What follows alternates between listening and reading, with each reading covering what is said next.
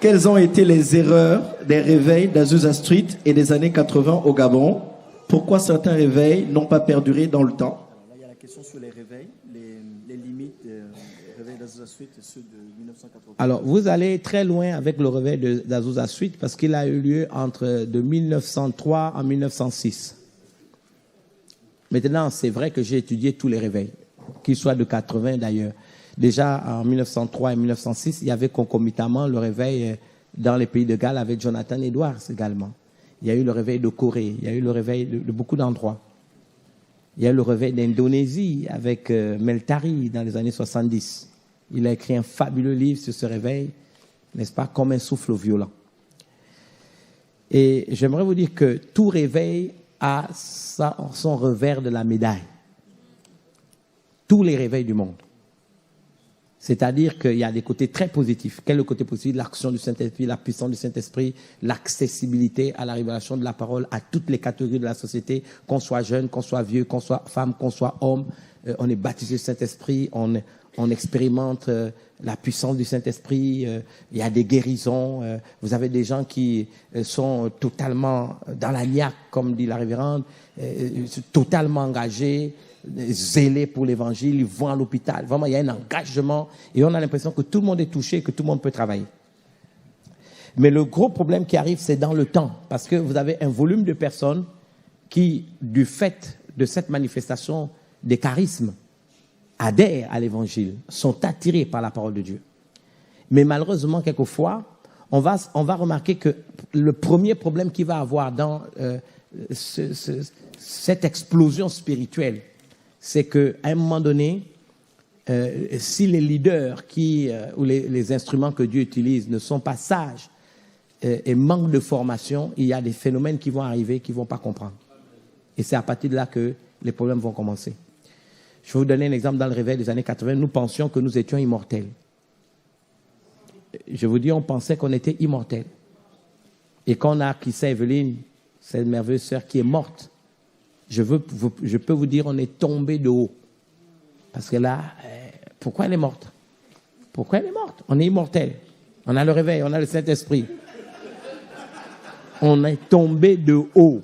Et ça a été la première grosse fente. Le deuxième gros problème, c'est l'incapacité de comprendre, et vous pouvez vérifier dans tous les textes bibliques. Vous savez, les 12 disciples ont été appelés le même jour. Jésus les a choisis, mais j'ajoute toujours, y compris Judas, même le traître. Donc souvent, il y a ce problème qui veut que, pour que l'œuvre et le réveil perdurent, Dieu est obligé d'appointer une personne à qui donne l'ascendance sur tous les autres. Parce que il ne peut pas avoir l'œuvre en train d'évoluer et que tout le monde va dire on va dans telle direction, ça fait désordre. Ça n'enlève en rien le mérite et l'autorité spirituelle de ceux qui ont été les instruments et les acteurs du réveil. Ils ont leur part, il reste des personnalités. Vous utilisez l'expression de Paul, il dit, quand il est allé à Jérusalem, il a vu ceux qui étaient les plus considérés. Donc il y a toujours des plus considérés dans un groupe. Mais dans le groupe des plus considérés, il y a un à qui Dieu donne l'ascendance sur les autres. Et ça, c'est le deuxième piège qui touche et qui affecte le réveil. C'est que certains estiment on a commencé ensemble, je n'ai pas écouté tes instructions, je n'ai pas et tout, et ça crée le désordre. Donc ça tire les choses dans tous les sens et ça affecte véritablement le désordre. Le troisième problème, c'est l'infiltration des ennemis. La meilleure façon de détruire une œuvre, c'est de la détruire de l'intérieur. Et souvent, quand vous avez des infiltrations de l'intérieur, c'est qu'il y a deux phénomènes qui se passent dans l'Église. Un manque de formation biblique. Vous savez, quand vous enseignez, c'est pour ça que dans les églises, et même, il faut beaucoup d'enseignement. Ce n'est pas le show qui fait qu'une église soit mature. Il faut que l'église soit fondée sur la parole, la doctrine chrétienne. Et quand une église est fondée sur la doctrine chrétienne, le premier élément, c'est qu'on identifie tout de suite ceux qui ne sont pas des nôtres. Vous les identifiez parce que la parole, c'est comme une épée. Hein? La parole, c'est tout. Il faut la parole, il faut l'adoration, il faut la louange, Il faut véritablement rendre la gloire à Dieu. Donc pour cela, il faut former les gens. Si on ne le fait pas, et puis c'est le show, comme dans beaucoup d'églises en Afrique, ce n'est pas votre cas ici en France, mais en Afrique, vous entendez tout et rien. Vous voyez des choses sur Facebook, vous posez la question, bon, quelqu'un prend la tête d'un cochon, prophétise dans la tête d'un cochon, fait manger la tête du cochon, venez, la tête du cochon, venez, oh, oh, oh, oh. Il y a un problème. Il y a un problème. D'autres ne prêchent plus la parole.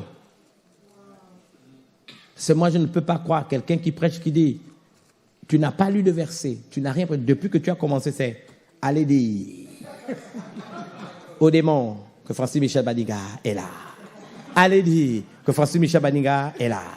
Allez dire à Satan, Francis Michel Baniga, toute la matinée. Le culte est christocentrique. C'est Christ qui doit être au centre. C'est Christ. Donc tout ça, il y a le culte de la personnalité, il y a l'orgueil, il y a le fait aussi que quelquefois le leader ou les leaders, bon, ils ont la sens infuse, ils ne peuvent plus écouter tout le monde. L'autre démon, le manque de prière. Une église qui ne prie pas ouvre les portes aux ordres de l'enfer. Je répète, une église qui ne prie pas ouvre les portes de l'enfer. Donc, tout ça, ce sont des questions. Donc, c'est ce qui fait en sorte qu'à un moment donné, le réveil. Mais ce qui est bien, il y aura toujours un faible reste. Il y aura toujours. Si l'Éternel ne s'était réservé un reste, nous serions comme Sodome et Gomorrhe. Mais la Bible ajoute, il n'éteindra pas le lumignon qui fume. Un réveil, il y aura toujours un lumignon qui continue à être, n'est-ce pas, enflammé. Et Dieu utilisera ça pour faire quelque chose.